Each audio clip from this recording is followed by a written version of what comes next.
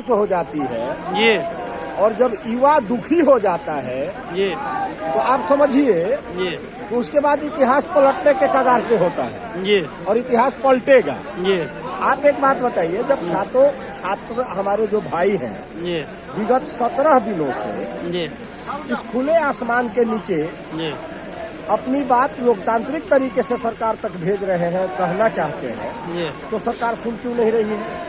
ये क्या दिक्कत है आपको री एग्जाम में? ये आपको दिक्कत है कि जो अटैची पहले थाम लिए हैं, अच्छा अरे सारा एग्जाम सीट होगा- बेच चुके हैं।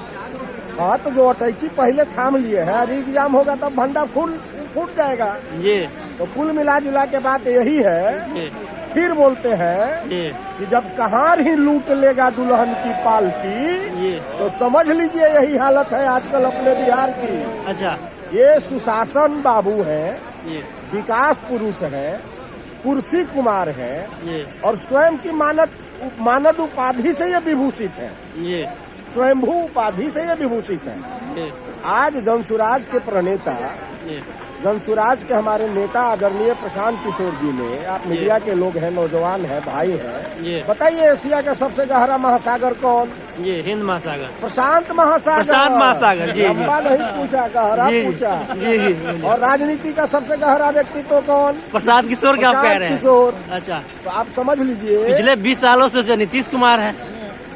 अरे कुर्सी पर आप बैठे हैं, ये लेकिन कुर्सी पर किन कारणों से बैठे हैं, किस लिए बैठे हैं, ये इस पर तो कभी आपने सोचा नहीं। ये यह बिहार ये जिसका एक अलग इतिहास है, ये नालंदा से आप आते थोड़ा हैं, इधर थोड़ा इधर घूम जाइए, थोड़ा इधर। नालंदा से आप आते हैं ये और नालंदा का खंडहर जिसमें छुपा ज्ञान विज्ञान यहाँ, ये याद करो वो बोधि वृक्ष सिद्धार्थ हुआ भगवान जहाँ, ये वही बिहार है। ये तो आज क्या है, तो बोधि वृक्ष की शांत छाह में ये कैसे होती हैं हत्याएं, ये सीता के धरती पर कैसे ये लूटी जाती हैं ललनाएं, ये विमल बुद्ध का कर्म स्थल क्यों आज घिनौना हुआ बताओ, ये संस्कृति का उतंग शिखर यह ये कैसे बौना हुआ बताओ।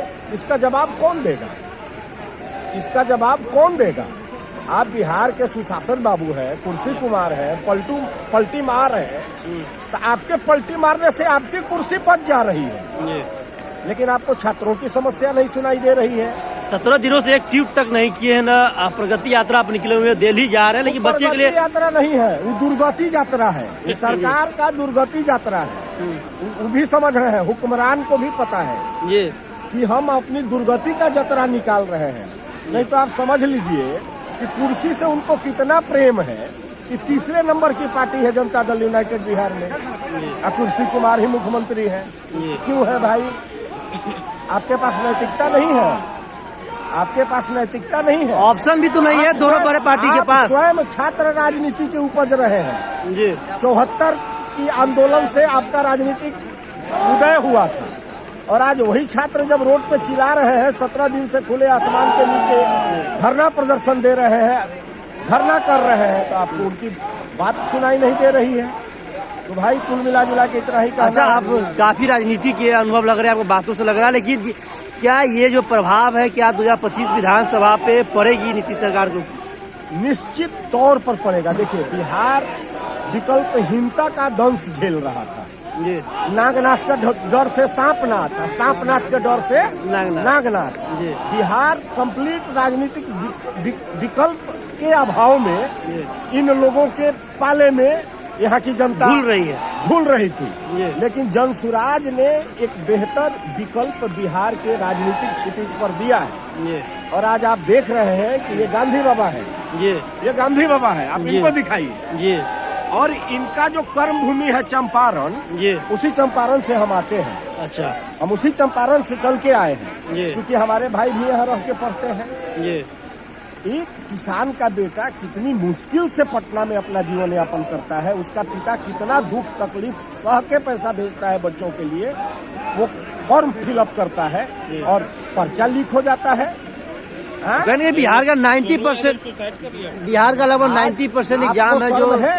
आप आज आपको शर्म है? अगर नैतिकता आप में रहती तो बिहार का एक भविष्य आपके इन नीतियों के खिलाफ, आपके इन कार्यों के खिलाफ आत्महत्या कर लेता है, और आपके कानों पर जू तक नहीं रेखती है। आप कितने बड़े मदान हो गए हैं सत्ता में। जगिए श्रीमान जगिए। वसुधा केहू के नहीं हुआ रे बल्ली राजा, वसुधा केहू के नहीं हुआ।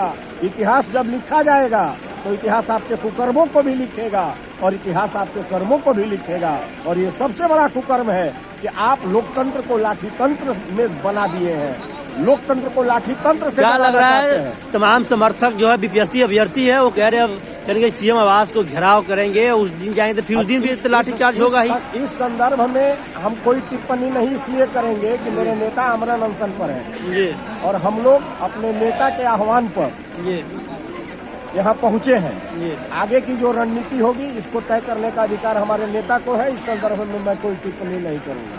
चलिए बहुत बहुत धन्यवाद।